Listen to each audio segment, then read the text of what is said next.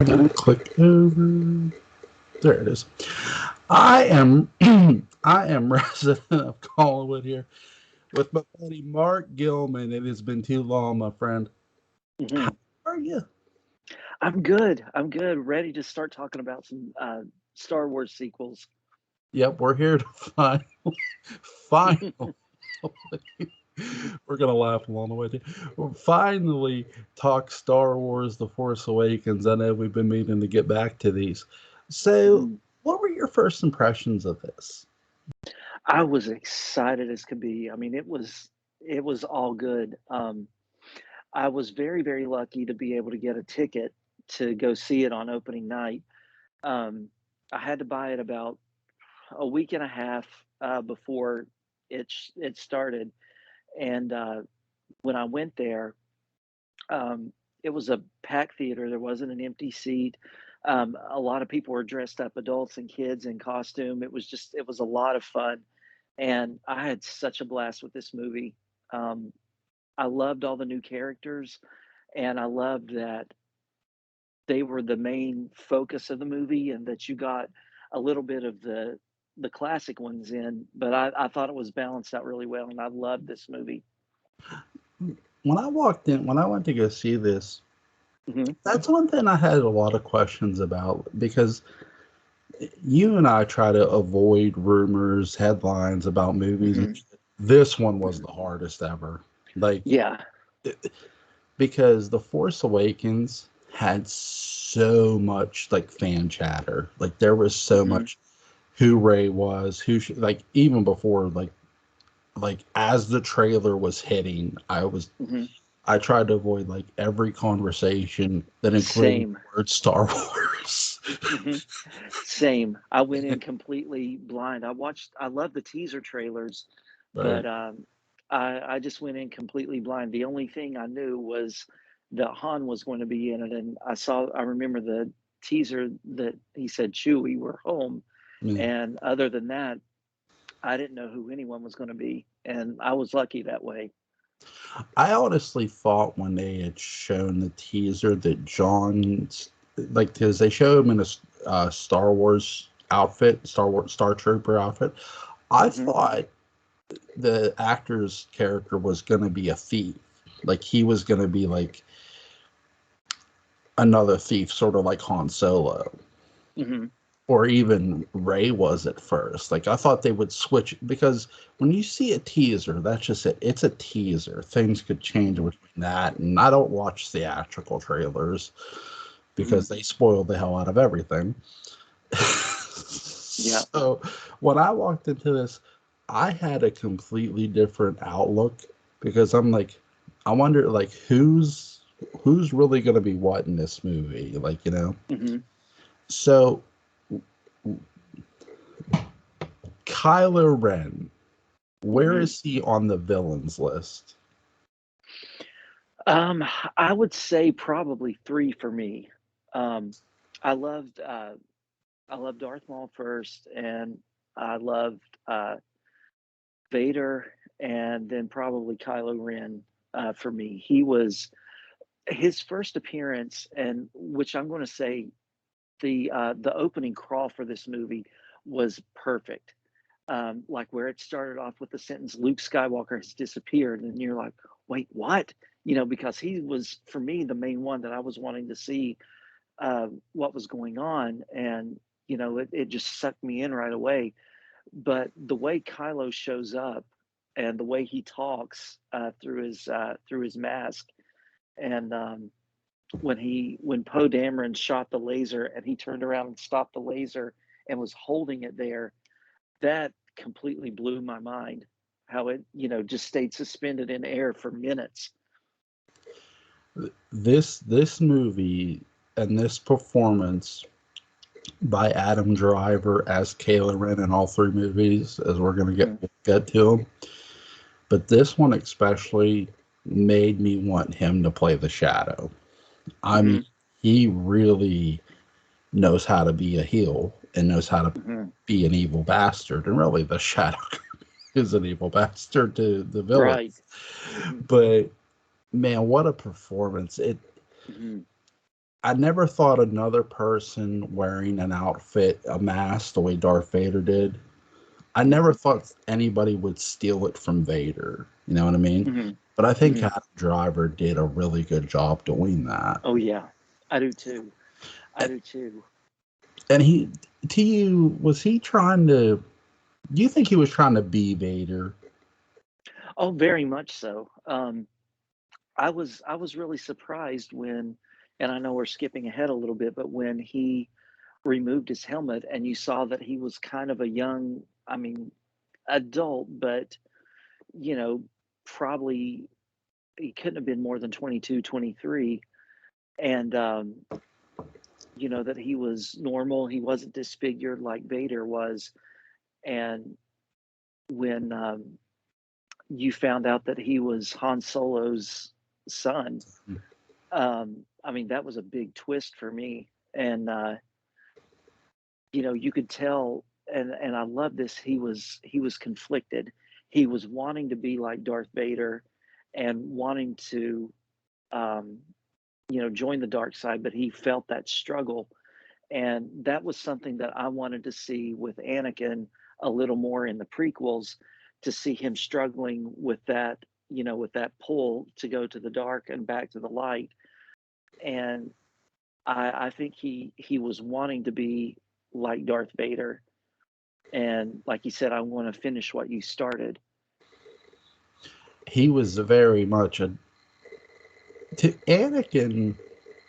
To sort of compare him to Anakin a bit, Mhm. Anakin is a lot darker Yeah, as pre Darth Vader before Kylo Ren.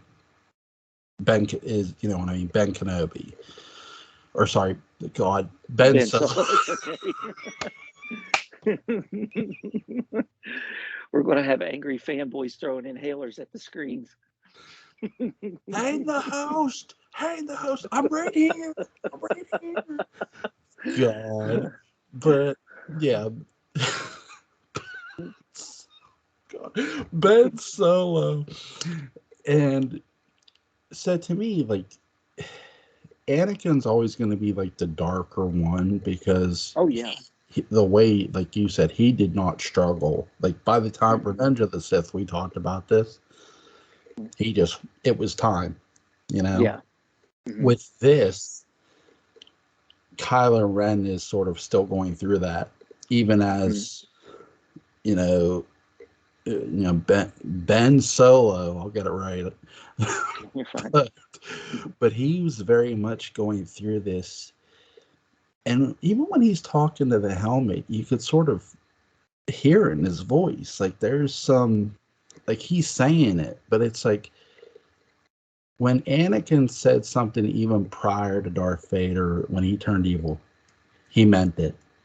Hmm. And when Darth Vader said something, you knew it was going to follow through. And I'm not saying Kylo Ren didn't follow through. He certainly did Hmm. on things. Right. But you felt sort of that hesitancy to pull back, as you were saying.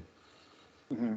Yeah, you could hear the desperation in his voice, that he was, really trying to be, um, really trying to make him proud, and we'll find out in other sequels why he was, why he was like that, so desperate to get approval, and yeah, you could really hear the desperation in his voice, and it was almost like he was praying to him to help Yeah, him, turn to the dark. yeah, he wanted. It's weird because a lot of people look at Ray sort of like Luke Skywalker. I would say Kylo Ren,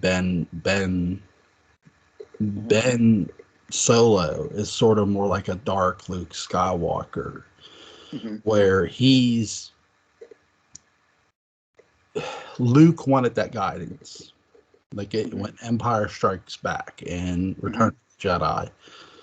Even though he was a master Jedi, he still wanted that guidance. In this, Kylo Ren is looking for the guidance from the dark side, like Hmm. you've talked about. He's wanting that, like, please, okay, please take me there. Hmm. But it's what he doesn't understand. It's not them that has, you have to take yourself there. Right, right. Which it's like, I think, I know we're jumping. How shocked were you at Han Solo's death? I I wasn't shocked. I could kind of see it coming, but still, the moment was um, it hurt. Yeah. It really hurt, and because um, the way Adam Driver was selling it, I mean, it was, and you could tell he was being genuine. He didn't want to be, um, when he saw his dad, he wanted to come home. He wanted to. He said, "I feel like I'm being torn apart," and he said, "I know what I need to do, but I don't have the strength to do it." Mhm. And then, he put down his helmet. He dropped his helmet, and he started to give the saber to Han, and give up being Kylo Ren. But something made him hold on a little bit tighter. And I love the way the lighting was in that moment because half of his face was, you know, lit up and then the other half was dark. And then you see the sun go out and it completely shades his face.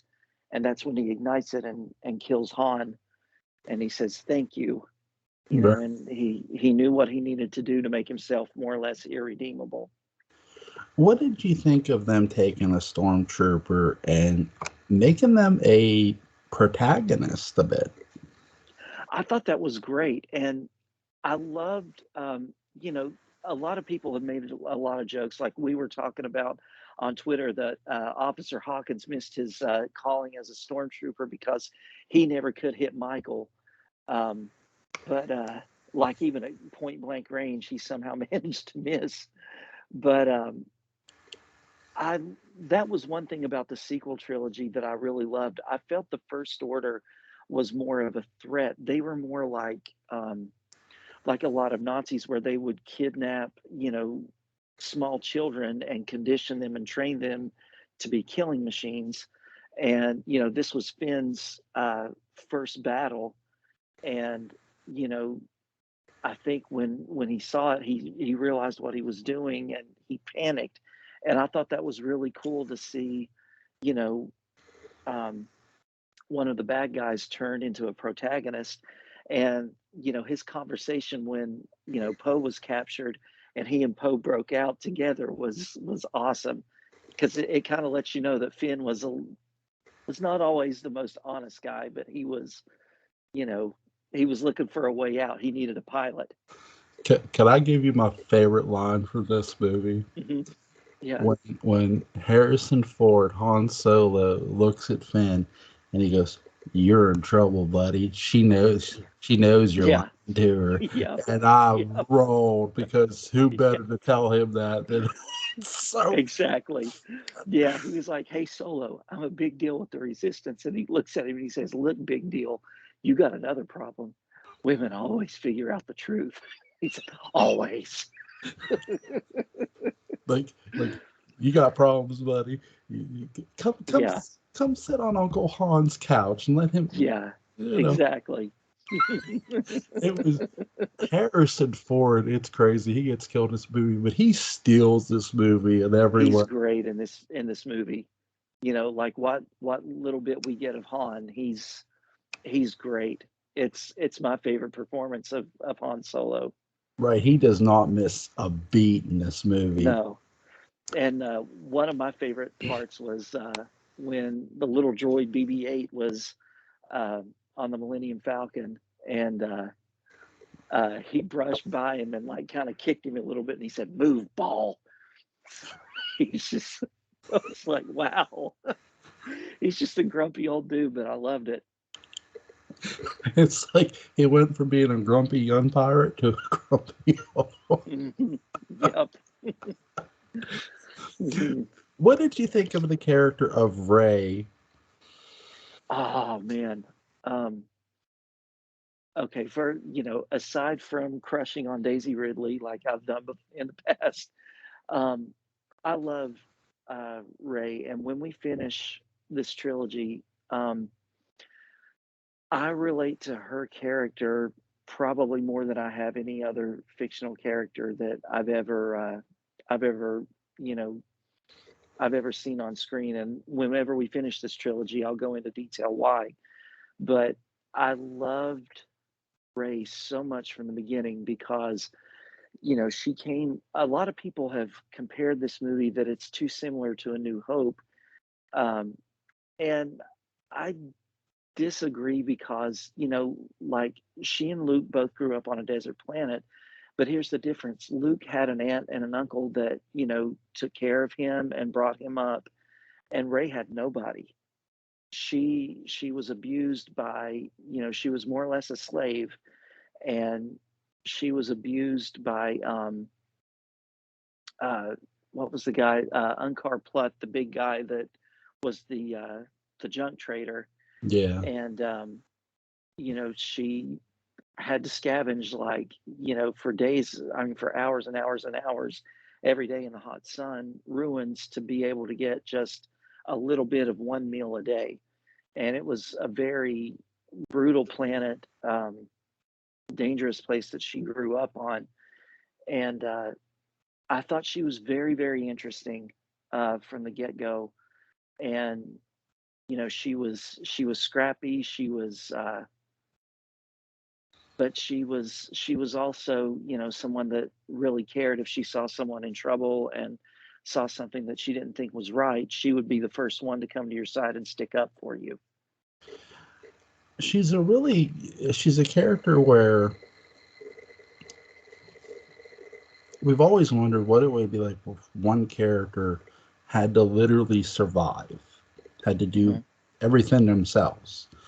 And Hmm. that was Ray. I mean, the first movie, again, Luke, you're right. Luke was taught, hey, the value of hard work. Hmm. Well, Ray is sort of forced into a lot of things and has to Hmm. learn it herself. And And she has no family, and you can see, like, in the little tiny space that she lives in that fallen, walker, the AT-AT walker. She marks off every single day that she's been there waiting for her family to come back. man, and it's really this sort of felt a bit like our favorite protagonist, Victoria Winters, a bit, Yeah, where very much. you know she's not even really sure who they are, who they are in a sense, or who she is completely, other than her Hmm. first name. Hmm. And so she's marking the days off, like you said. And a scene I want to touch upon with you too is when they offer her money to turn over, information. And this is sort of like a key pivotal point for this character, Hmm. and she doesn't. Yeah. Here's this woman who's this young girl who's literally got kicked around, and had to Hmm. kick back. Hmm. And you can now, here's your ticket to Easy Street. Hmm. And just says, nope, fuck it. Yep. Yep. She knew that BB-8 was on a mission, and that she just felt, she saved him, and that she just felt like turning him over and sacrificing him, was just not the right thing to do. I mean, she would have been able to take it easy for months with that much stuff. So, it's just she cared more about doing the right thing than selling someone out. Right. Exactly. That's what I think that's something, we've seen a lot of scrupulous characters throughout Star Wars and shady Mhm. characters, Mhm. and a lot of characters who choose to do the opposite. Here's a character that chose to do the right thing Mhm. and not sell out somebody who needed help. What's your favorite line in this movie? Oh gosh, there's so many good lines in this movie. Oh, I love a lot of the back and forth between Han and Leia, and um, I loved when C-3PO showed up for the first time, and he's like, "Hey," he said, "You probably don't recognize me because of my red arm," and he just stood in between Han and Leia when they were trying to talk to each other. But there's so many good moments, and Han and Finn going back and forth. But I think if I had to if I had to single out one line that was my favorite in this movie, it's when Rey goes to um, when they're on their way to the Resistance base, and it's when Rey goes down in that basement of Maz Kanata's bar, and she touches the lightsaber, and she has all these visions of things that have happened in the past. Like you see what happened, like with Kylo killing the other Jedi's. You see a shadow of Luke, and you see that mechanical hand, touching R2, and it freaks her out. And when Maz tells her, she said, you know, whoever you're waiting for on Jakku, the desert planet, she said, that they're not coming back. But she said, and this is the line, the belonging that you seek is not behind you, it's ahead. So Yeah. it's letting her know that, looking back and waiting for ghosts to return is not what your life is meant to be. It's, the belonging and the purpose for your life is in the future, not, staying and waiting for the past to come back. And that's one thing that I really loved. And it meant a lot to me when we see Ray for the first time after she leaves the ship. You see her scrubbing like all the parts that she found before she took him to the junk dealer.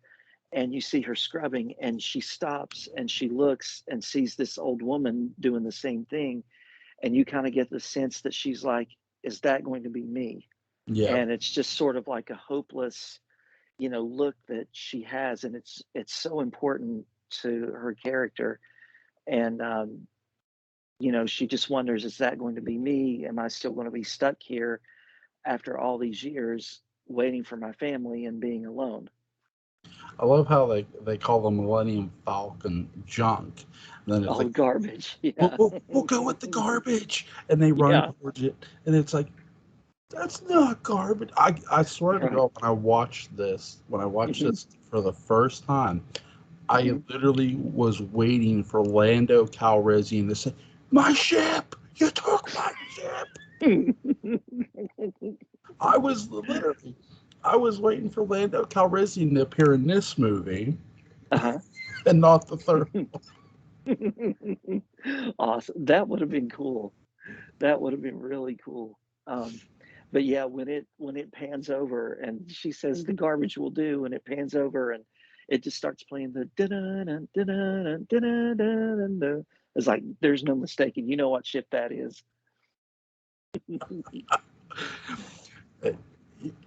There's a lot. What did you think of the lightsaber battle in this movie? I loved it. I loved getting to see Finn, using one, and it just showed that it wasn't just the Jedi that could use them. Um, Yep. but um, in the original trilogy, I really loved, like, it was kind of like a hack and slash style, and in the prequels, the Jedi were trained more, so there was a lot of fight choreography. And to me, this was like it kind of dialed it back a little bit. There was some style to it, but it was a lot more hack and slash, which is what I preferred. Right. So it felt a little more feral, if that's the word I'm looking for. I think what they were trying to demonstrate with, because again, it's you have Finn and Ray, and they're going against Hmm. Kylo Ren. Hmm. That though Finn, though a stormtrooper, has no real experience with a lightsaber, and neither does Ray. Hmm. Sure, they can use one, but Hmm. their knowledge of using one isn't as good as Kylo Ren's. And I Right. think they were trying to get that across in this movie to sort of show you, hey, she needs the training. She needs the training of Hmm. a Jedi. Hmm. And I think that's something they did get across with this lightsaber battle here. Hmm. Like, I think that's why at times it looks so hacked and slash and looks like Hmm. it's a little, again, I'm not calling it bad, but it's like, I don't know where it is.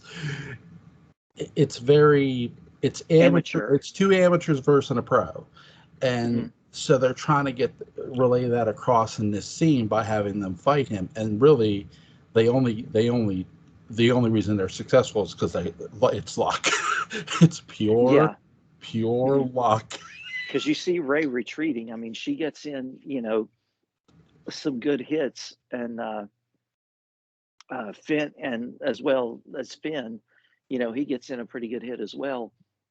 But what was your reaction when? Um, See, you saw it in a theater, right? Yes, sir. Okay, so what was your reaction when you saw Kylo reaching his hand to get Anakin and Luke's lightsaber, and it wasn't coming to him, and then you see it flying past him, and then it lands in Ray's hand? What were you thinking? I was shocked Hmm. because I didn't know whose hand it was going to go to. Hmm. I think that's something that The Force Awakens doesn't get enough credit for, where because I thought it was going to go in Finn's hand because again, I think Finn could have been trained as a Jedi too, and you know what I mean. Hmm. He doesn't go for the training, but he could be, Hmm. and it sort of makes you think, well, is that when it's flying through the air? I'm like, where's that? My question was, where's that going? And so I Hmm. was shocked and surprised by who ended up getting it. Hmm. Yeah, same. And my audience went crazy when it showed her catching it. I was thinking that when I saw it flying for a split second, I thought, oh, here's where Luke is going to show up. Right. And I was thinking that it was going to go into Luke's hand.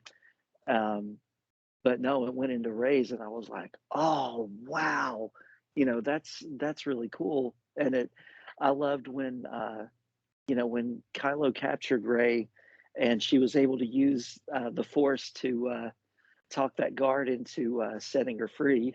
And when she's like, you'll remove these restraints and walk out of the room with the cell open. And then she's like, and you'll drop your weapon. And he's like, and I'll drop my weapon. And he just lets it bang on the floor. You So I you, thought that was good. you know that's Daniel Craig, right? Hmm. Yep. Yep. So yeah, there was a lot of good humor in this movie too that I really liked. I loved when Kylo would have his hits or have his fits, and would start swinging his lightsaber and just completely smashing everything in the room, and you'd hear him screaming out. And that one point where there were two of the stormtroopers that started to go by the room, and then they turned around and walked the other way. That was pretty good. I laughed really hard on that. What did you What did you think when the lightsaber went flying through there? You said you thought it was going to be Luke. Hmm. So yeah, but I was very happily, surprised that Ray got it, and I was excited, thinking, because I really liked her character, and I was thinking she's going to be a Jedi, and the Force is working with her. Obviously, we got some hints before, but I thought that was really incredible, and the way the music swells, and you see Kylo Ren just kind of stunned that he wasn't able to do it, and then you see him like angry, and he just comes at her, and she gets in a good hit, and then just like slices open his face almost, and knocks him out. So that was a pretty good fight. I think that's the one thing that was really because again, these trilogies are made by Disney, Hmm. and Disney's not known for their violence, right? I Hmm. think that's my one nitpick. I get what they were trying to do. My one nitpick with the first one Hmm. is I like the opening violence with Kylo Ren. That was beautiful. Hmm. That Hmm. was beautiful. But I sort of wish because again, like you said, there was comedy in here too. There was a lot of things. There was a good tone to the movie, Hmm. but I think, and I get why they maybe pulled back too a bit with the Hmm. darkness because they had just killed Han and there was the early darkness. And now Hmm. you don't want too much of that. Hmm. But I sort of wish somebody would have lost a limb in that fight. Hmm. Yeah, Like I understand. I get Kalo like gets the and I get why they didn't. I don't think it's necessarily just because it was Disney. I think Hmm. it's more because they were trying to show well these two here aren't as Mhm. skilled as him, and really the blows they're getting in are more luck than anything. Mhm. And I get why they don't. I'm not gonna hit them hard on it Mhm. because I do love the fact, like you said, it was like slash, and they looked Mhm. like amateurs, Yeah. which is great. You want Mhm. if somebody doesn't have that experience, you don't want them to be like Luke Skywalker and be able to do it with the snap of their fingers. Right. Exactly. Exactly. And another thing that I really liked was in this film was, we got to see a little bit more of what Han and Chewie do.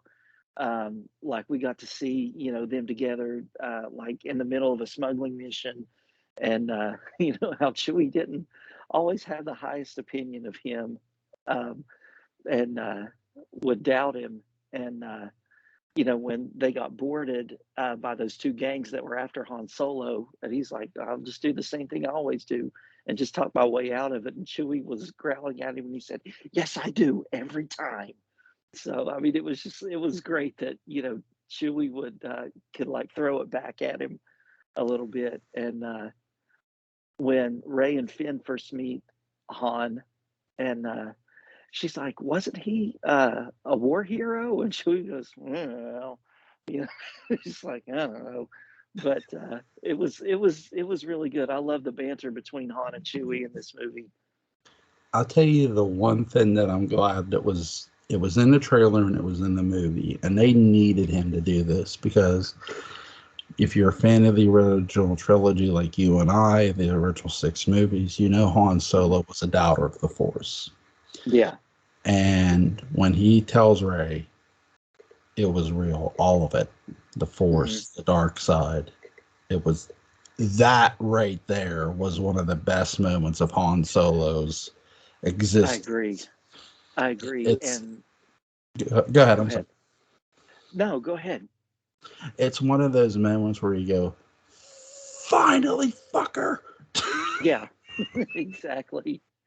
Exactly. And I loved there's another moment, and it just really shows how great of an actor that Harrison Ford is when um Finn and Ray talk about, why they have to get BB-8 to the resistance base. Finn says he's carrying a map that leads to Luke Skywalker, and Han stops dead in his tracks, and you can see so many emotions in his face, like in 1 second. Like there's hurt, there's anger, there's betrayal, there's just grief. There's just so much in his look. You can see so much because so much has happened with Luke, um, and just with his son, and you have no idea what all he's been through, as at the time, and it just really makes you wonder what all has happened with Ben, and what all went wrong with Luke. Man, it's really crazy that Carrie Fisher is gonna die during this trilogy. Like, Mhm. I think that's the one thing, and I'm not saying this to knock her. I think that's sort of because and I'm not trying to jump. We know what happens to Luke Skywalker in the The Last Last Jedi. Jedi. Hmm. I sort of think if they had a crystal ball and knew that Carrie Fisher wasn't going to make it completely through this trilogy, they might have made a little bit of a different decision there. I'm not Hmm. faulting anyone on that, mind you. I Hmm. just think that all the they wanted a leader. They wanted Carrie Fisher, and I don't blame them. Carrie Fisher does a really great job in these movies, Hmm. the first one and the second one. When she's on screen, she clicks too. Yeah. And just I, I'm gonna jump a little. I know we're not talking about the third one. Just felt really because you knew she had passed, and when you're Hmm. watching her like lay there, it's like it's just sad as hell. Hmm. You know what I mean? Yeah, it hits hard. It It hits really does. hard. It's just like oh shit. Hmm. Like this sucks, but like the character's dead because the actress died, and it's like oh this sucks. Hmm. But Scale 1 to 10. What do you give The Force Awakens? I give it a solid 9 out of 10 for me. I thought this was just a great launch to a new trilogy. I thought the new characters were great. I was interested in all of them. I'm taking a few more points off because I would have liked to have known a little bit more about Poe Dameron. Because when I think of this trilogy, I think of the big three: Ray, Finn, and Poe.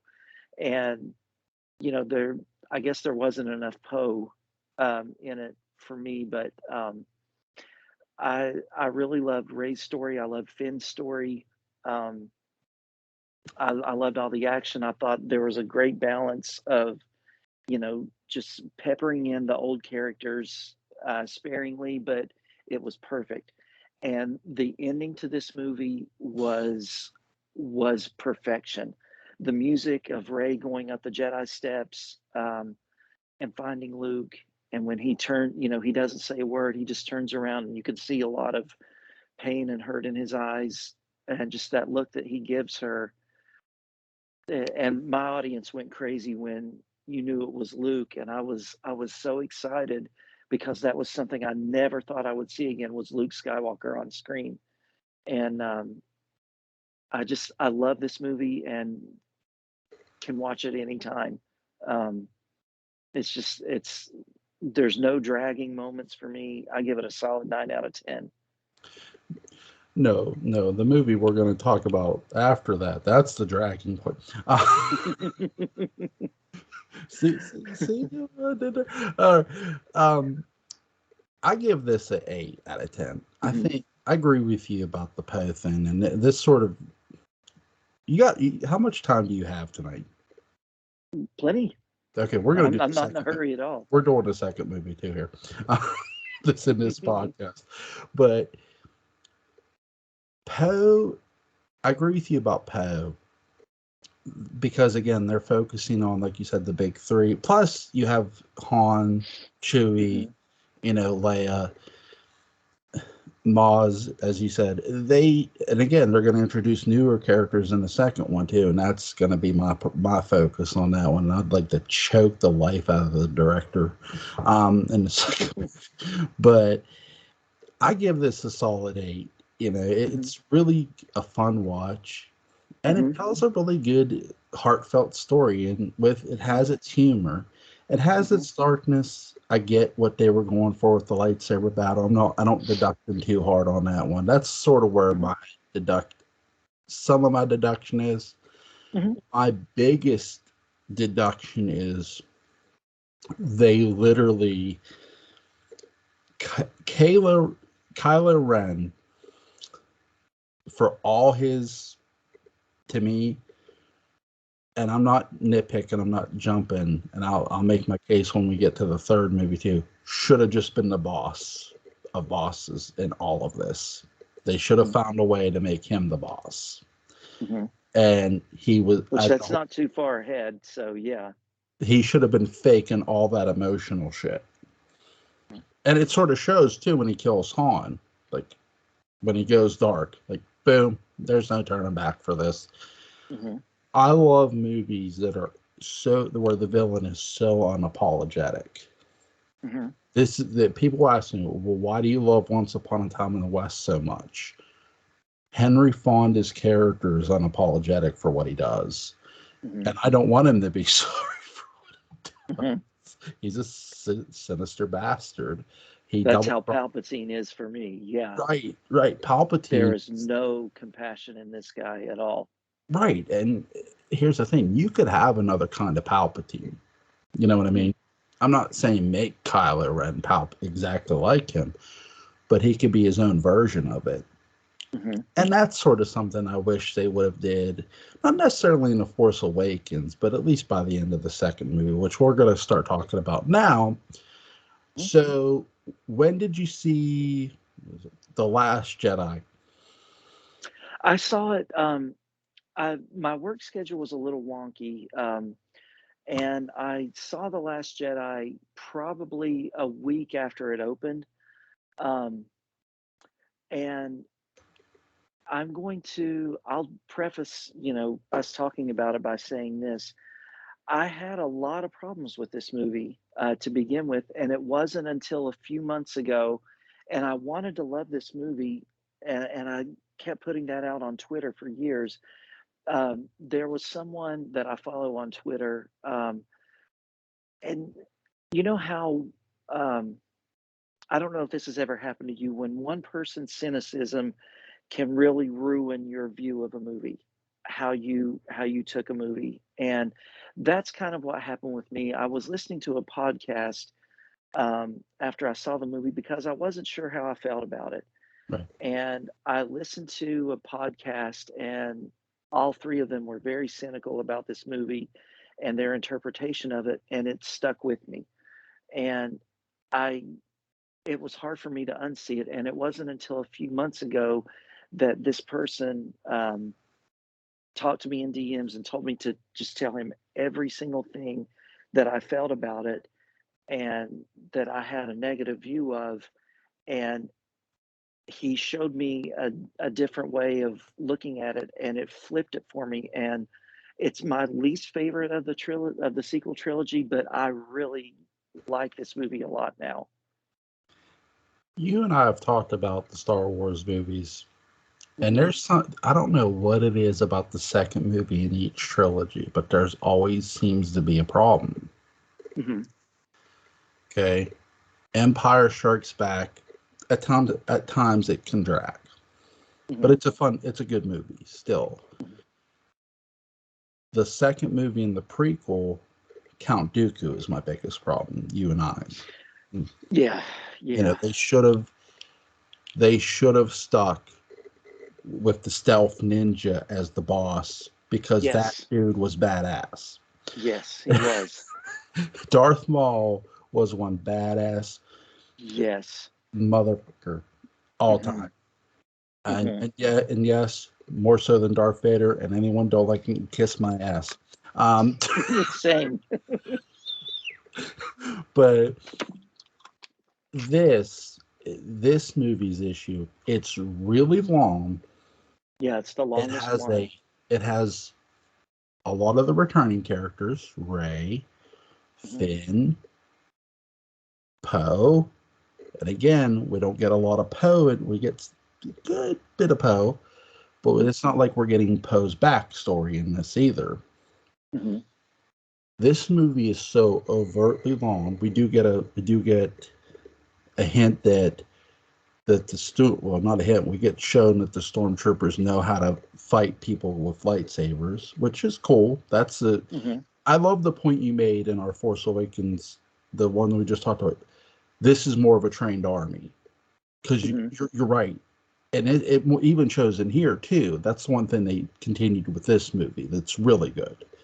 Hmm. The continuation, from a continuation standpoint, it's great because Hmm. they're not trying to necessarily skip anything. They all They kind of do like the Halloween 1 and 2, like it's all in the same moment. Yes, That's one sir. thing. It's the exact same moment that the Force Awakens ends. Yes, thank you. Hmm. but but it literally, and Benicio del Toro plays a character Hmm. in this movie. This is my issue. They're also adding a ton of new characters, and for as long as this movie is, because they have to focus on Kylo Ren too, Hmm. it just feels like they don't get everything in this movie, and they should. Hmm. You look, we know Star Wars is a trilogy, and you and Hmm. I have talked about sometimes I just think they needed a fourth movie. Hmm. It's crazy to think this trilogy, there's to me, because of what they did here, Hmm. it should have been a fourth movie because even with all the time you added so much you had they had a shitload of content in this movie, Hmm. which is great, which is what you want. But at Hmm. the same time, okay, there was slaves in these mines, Hmm. and now you have this thief who sort of is a shades of gray character. He's not quite evil. He's not quite good. He'll highest bidder. You know, he's out for Hmm. himself, which we've seen characters like that before. Hmm. But it's like, okay, you really should have told more of a story, which with every one of these characters you were adding, because Hmm. we already knew the story of Rey, and even you should have even threw in the story of Poe. Hmm. It just felt like they did not really get into the characters they should have with this movie, because we already knew the characters from the last movie. That's my Hmm. biggest issue with this movie here. Oh, I understand that, and I felt the exact same way.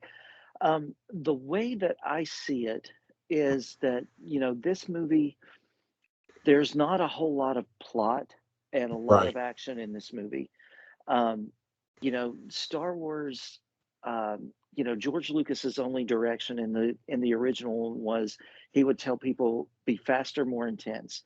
And this one doesn't do that. It's the longest Star Wars movie, but it this one focuses more on character development, and it focuses on the big three, Poe, Finn, and Ray, and they all go their separate ways, um, and kind of learn a little bit more about who they are. And this one more focuses on developing those characters. And for me, I thought of, with Ray, she felt like in The Force Awakens that she was nobody Right. unless she had her family. She wanted to have a family to understand who she was. And she only saw herself as a scavenger. And Right. that was something that she told Han in the last movie. She said, Finn is with the resistance, but I'm just a scavenger. Right. Ray never believed in herself to be the hero. And when she went to go find Luke and she was reaching the lightsaber to him and he gets rid of it, he wants nothing to do with the fight. It just shocks her. And, he is living as a hermit and saying, it's time for the Jedi to end. In their whole history, they've done nothing but fail. And you find out about, what Luke has done, excuse me, and the mistake that he made for a brief second where he was thinking of killing Ben because he could sense what he was going to become and the harm that he was going to do. So he had a moment of thinking, should I do this for the greater good to stop a lot of people's death? Is it worth the sacrifice? And in that moment, he failed. And I think with this, it was with Ray's time on the island, she didn't really learn much of anything from Luke. Um, she she knew that she had a power and that there was something special inside of her, but Luke wasn't going to be able to be the one to give her the answer. Um, and this was about Ray learning that she was going to have to be who she was and take on the burden of being the hero, and nobody could do it for her. She Right. wasn't going to find it in a legend of Luke Skywalker. This was going to be her journey. And that's one thing I loved about the scene where she goes in the cave and she's so alone and she says, I've never felt so alone. And she gets to the end and she puts her hand up to the wall and says, show me my parents. And when she puts her hand to the wall, all that she can see is her own reflection, and just letting her know that, you know, that's not what the point of her journey is. She's to become someone on her own. Her parents can't do it. She's got to find her own identity. And that, to me, that was the point of the story for her. And when she left the island, when she found out that Luke was not being truthful with her, she wanted to be the one to try to help Ben turn back to the good side, because she found out that, Han and Leia couldn't um, couldn't take care of him. Right. Um, Luke was trying to train him, and he created Kylo Ren because he failed. So all his life, he was thrown away and dismissed as garbage. And to me, that felt full circle because what was Rey when we see her in Right. The Force Awakens? She was a scavenger. She would find value in things that were thrown away. And to me, that felt kind of full circle in her journey, that she realized that she was the only one that could take on the mantle of being hero. She didn't need Luke Skywalker to do it. She didn't need her parents. And she wanted to go turn Ben back to the good side because that was kind of what she did. And with Finn, um, he was someone that he was always just trying to get away from the First Order. He wasn't loyal to anyone. And when he went with Rose on this mission to try to disable the tracking so the Resistance could get away, first he was just trying to escape, and he stole the tracking device from Leia so that Rey would come to him and they could run away. Mhm. And to me, the mission that he took with Rose kind of helped Finn to pick a side Yeah. and choose someone to serve. And for Poe, um, it was about Leia grooming him to be a leader because he was wanting to be reckless in the beginning, and yeah, he took out that big dreadnought and it was awesome, but look how many of their own people got killed because Poe went against orders and went his own way. So Leia was trying to groom him to be a leader. So to me, that was kind of the point of this movie. It was a lot of character development. There wasn't a lot of action until the end. And now the throne room fight was awesome when Ray and Ben fought together. I think that was one of the best lightsaber fights ever. But it was a whole lot of character development in this film, and it takes a little bit to digest it, and it's not for everybody, and I understand that. That's the thing too. Like, I don't mind like the character development of the main characters too, but if Hmm. you're gonna have these other side characters, Hmm. okay, and you're not gonna do much with them, Hmm. bring them back. Yeah. You know, make them fit into your next story somehow. Hmm. Like the thief who was in the jail. Okay, he double crosses them. Where's his comeuppance? Where's the payback? You know what I mean? I took it that he got killed and I agree with you. I had a problem with Laura Dern's character Holdo. Right. Um, I I didn't feel anything for her. I wasn't really attached to her, and to me, I took it that Benicio del Toro's character DJ was killed when she, went into into light speed and split through the fleet. Right. That he was killed in that. That's just how I took it. But um, yeah, I didn't really care about DJ very much, which I understand he was kind of like the influence of what Finn was going to become Mm. because Finn didn't want to choose a side. He wanted to just live on the run all the time. And Finn kind of got a picture of what he was about to become. But I didn't really care much about DJ and I didn't really care much about Holdo either. So I definitely understand what you're saying. Right. And like the woman character, it's like, just go to the dark side already. Just Hmm. go join them. Traitor. No. That's literally what I was. I'm like, I'm waiting for this woman to join the dark side. I'm just waiting for her to double cross them, and that's Hmm. how she comes across too. Hmm. You know what I mean? That's like you didn't. I'll give Benicio del Toro this. You couldn't detect that he was going to betray him, Right. but with her, it just felt like you were waiting for it, and it Hmm. never happened. And it's like, then why are you such a negative person? For God's Hmm. sake! Right. And I think it was because she saw, that Poe had been demoted, so she wasn't going to tell him everything that was going on. But still, at the same time, I was like, you kind of should have because things Right. were getting tense, and you shouldn't have been so secretive. That's just my opinion, though. Right. This it sort of gets back to we've talked about where Darth Maul was the ninja. It felt like she was trying to play like a spy. Like there was like Hmm. Like there a was, mole. right. They tried to like. It felt like they were trying to make a mole or have a spy element in this movie, and it's just like, well, because she wasn't a mole at all, she was just a complete bitch.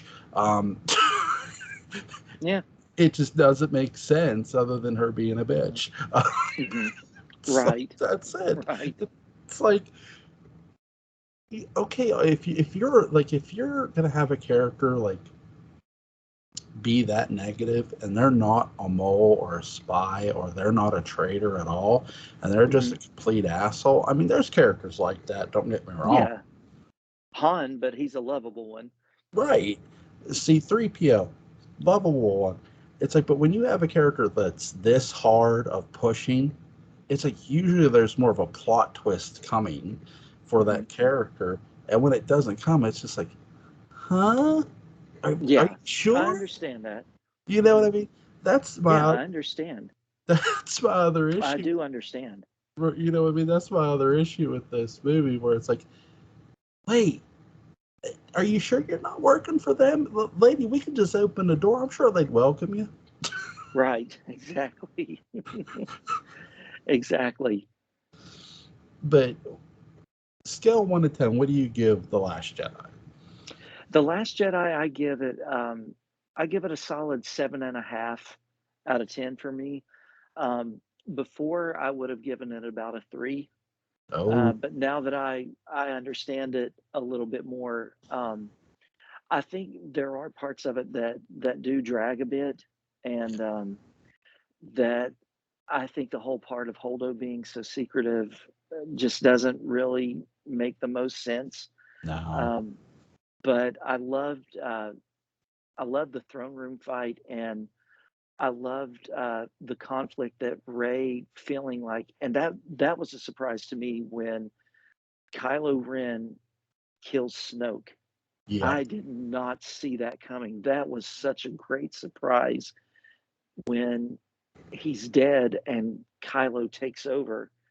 And I thought that was a really good surprise. And here, Ray had her hopes up that, she had finally succeeded and turned Ben to the good side because they fought together and, killed everyone, of Snoke's guards.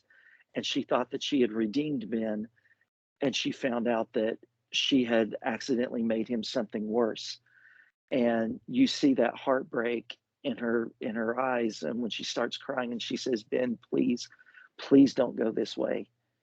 And um, she realized that by trying to help him that she pushed him further.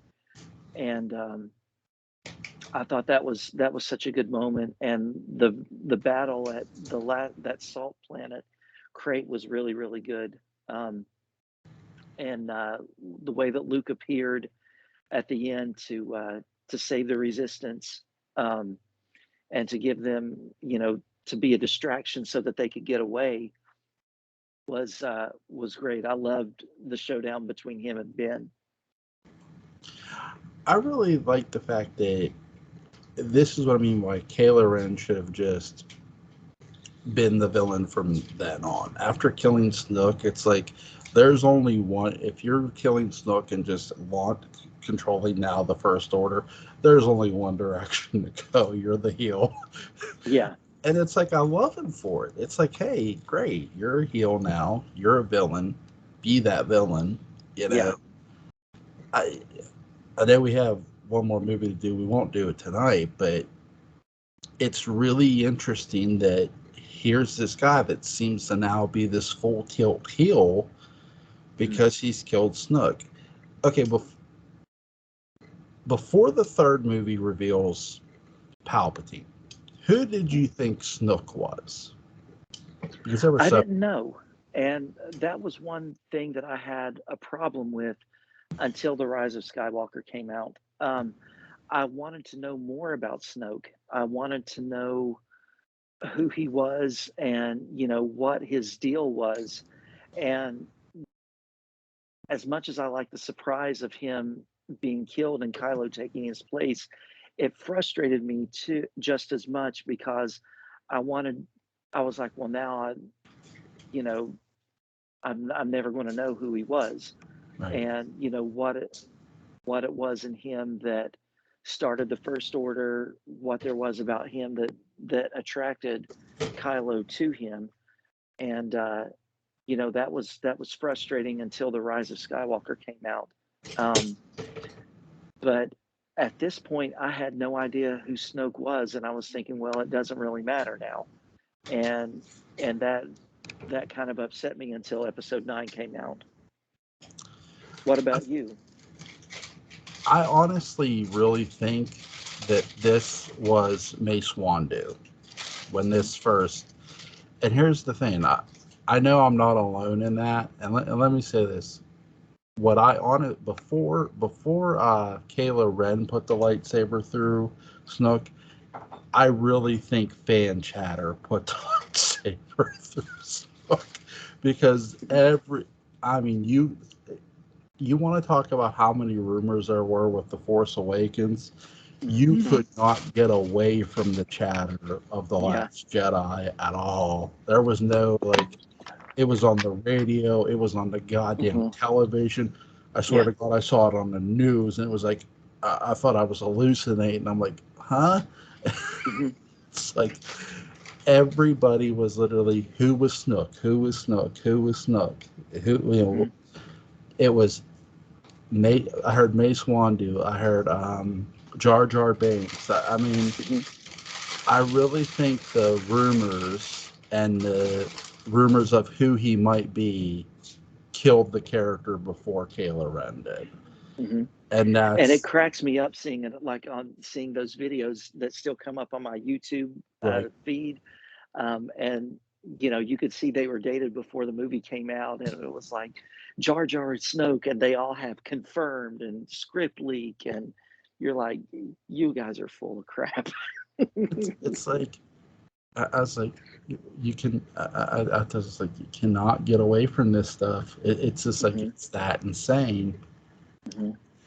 But I'm glad they, in ways, because I think Star Wars really had to do something different for the third movie. I'm glad we got Palpatine as the sort of main villain, Oh even though, yeah. even though it's sort of, I'm with you to a degree. Like, I do wish we would have found out who Snoke was, in a Hmm. sense.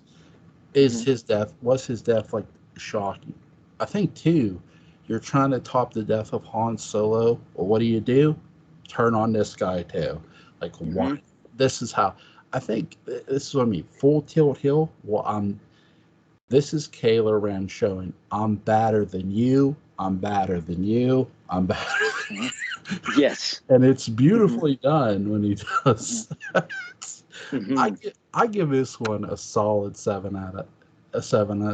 Hmm. My biggest issue is the length and all the Hmm. character things because again, like you said, they were trying to do character building. Well, there's Hmm. characters that are just like senseless too. Yeah. That's Hmm. my biggest issue with the Flash. Right. I understand that. I agree. So, and I give it the same rating. Oh So, but goodness. yeah, I'm just glad though that I was able to see it differently because I I had such a dreadful view of this film. It was, oh, I'm sorry. I'm sorry, dude. Oh yeah, they go. Oh my. Oh, is there anything you want to add? No, man, I've had a great time. Thank you so much for having me on here, and it was cool that we got to cover both. I loved it. I know. I'm like, you know what? Mark's got some time. I hope we get to cover both, and we did. I Yep. I think the one thing I'll add before we go is the fact that Snook's history will now forever be unexplored is the most insane thing. That, Hmm. but in a sense, I don't blame him for going back to Palpatine. Here's a tip, Star Wars fans: easy on the rumors. Hmm. It'll never happen. Right. It'll Tomorrow, never happen. tomorrow. Yep. Like if a Star Wars movie got announced, there would be like 10. You'd see a bunch of videos. Script leak, script leak, script leak. Yep. This would be me. Confirmed. Yeah. This would be me. Block, block. Yeah. Exactly. Exactly. For my buddy Mark Gillman, I'm resident of Collet. Man, thank you so much for Thank giving you me your so time much. tonight, man. Thank you. Have a good night. You too. God bless. You too. Bye. Bye.